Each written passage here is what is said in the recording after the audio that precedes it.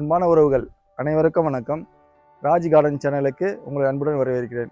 இந்த வீடியோவில் நம்ம மாடி தோட்டத்தில் வந்து சில காய்களையும் பழங்களையும் பறிக்க போகிறோம். அந்த என்ன காய் என்ன பழன்றதை இந்த வீடியோக்குள்ளே போய் பார்த்துலாம் வாங்க. முதல்ல வந்து இந்த வெள்ளரி கொடி இருக்குங்க. அந்த வெள்ளரி கொடியிலேருந்து வெள்ளரி காயை பறிச்சிக்கலாம்.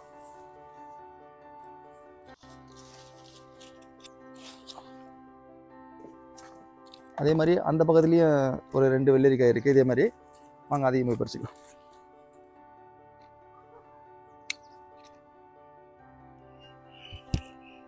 அப்படியே அந்த பக்கம் பாருங்க, அங்கே ஒரு கொடியில் வந்து வெள்ளரிக்காய் இருக்குது. இதையும் பறிச்சிக்கலாம்.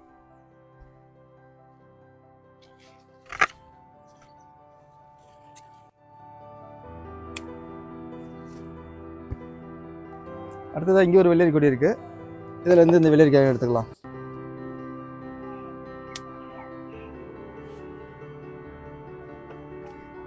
இந்த வெள்ளரிக்காய் பார்த்தீங்கன்னா ஒரு அடி மேலே இருக்குது. ஸோ இந்த வெள்ளரிக்காய் பறிச்சிடலாம்.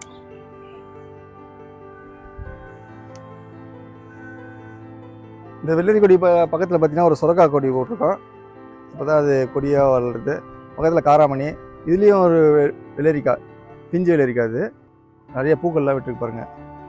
இது காராமணி, இங்கே ஒரு சுரக்காய். இதில் பார்த்தீங்கன்னா இங்கே ஒரு வெள்ளரி கொடி இருக்குது. இப்போ தான் பிஞ்சு வர ஆரம்பிக்குது பாருங்கள்.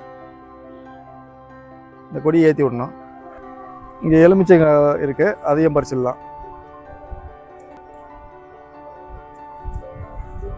ஒரு எலுமிச்சம் பார்த்தீங்கன்னா இங்கே காஞ்சி போயிடுச்சு. இங்கே பாருங்க, இதையும் பறிச்சிடலாம். இங்கே ஒரு எலுமிச்சம் இருக்குது, இதையும் எடுத்துடலாம். இதோ பாருங்க, இங்கே ஒன்று இருக்குது, இதையும் எடுத்துடலாம். உள்ள ஒன்று இருக்கு, எல்லாம் இந்த எலுமிச்சம் எடுத்துருவோம்.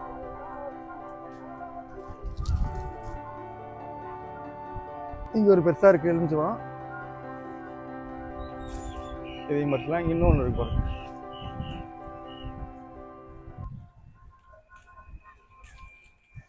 ஸோ நம்ம மாடி தோட்டத்துலேருந்து எலுமிச்சங்காய்லாம் பறிச்சாச்சு. ஒரு 8 எலுமிச்சங்காய் வந்திருக்கு. அதில் ஒன்று காஞ்சுது, இது மரத்துலேயே காஞ்சி போச்சு. அடுத்ததான் நம்ம முருங்கை மரத்துலேருந்து காய் பறிக்க போகிறோம். ஏற்கனவே அந்த பூவெல்லாம் பூத்துருந்ததுன்னு ஏற்கனவே ஒரு வீடியோ பதிவில் போட்டிருந்தேன். வாங்க நம்ம இப்போ அந்த முருங்காய் பறிச்சிக்கலாம். இதுதாங்க அந்த முருங்கை மரம். முருங்கை மரத்தில் காய் இருக்கு பாருங்க. இது நல்லா முத்தி போயிடுச்சுன்னு நினைக்கிறேன். ஆனால் சோத்துக்காய் கூட இது மாதிரி தான் முத்துன மாதிரி இருக்கும். நம்ம மரத்துக்கு கொடுக்குற ஊட்டச்சத்தை பொறுத்து தான் காய்கள்லாம் நல்லபடியாக வளரணும். ஒரு 2 காய் இருக்குது, இதையும் எடுத்துக்கலாம். அடுத்தது பார்த்தீங்கன்னா பக்கத்தில் சீதா மரம் இருக்குது. சீதா மரத்தில் பார்த்தீங்கன்னா ஒரு ஏற்கனவே 2 பழத்தை அணில் காலி பண்ணிட்டாரு.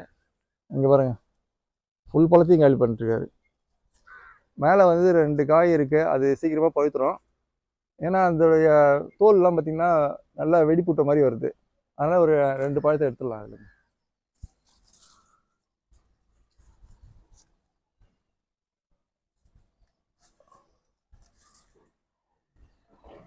நல்லா உச்சியில் ஒன்று இருக்குது, அது எடுத்துடுறேன். இது பார்த்தீங்கன்னா கருப்பு கலர் ஆயிடுச்சு. இந்த கருப்பு கலர் வந்தாலே பழம் பழுத்துரும்னு அர்த்தம். இங்கே பார்த்தீங்கன்னா இன்னொரு இதுவும் கருப்பாகுது. அதனால் இந்த காயை எடுத்துடும். ஸோ இந்த மரத்துலேருந்து ஒரு 3 பழம் எடுத்துட்டோம். அடுத்தது இன்னொரு மரமாக இருக்குது. அந்த மரத்துலேயும் போயிட்டு எதெல்லாம் பழுத்து இருந்ததுன்னா அதையும் பறிச்சிடலாம். இதுதான் குட்டி ஆரஞ்சு மரம். இது 2 காய் இருக்குது. இது இன்னும் பழுக்கிற ஸ்டேஜ் வந்தோடனே நம்ம பறிச்சிடலாம். பிஞ்சியாக தான் இருக்குது. இதுதான் அந்த சீதா மரம். இதில் ஒரு 2 காயில் பறிச்சிடலாம். பார்த்தீங்கன்னா அதெல்லாம் காஞ்சிருச்சு.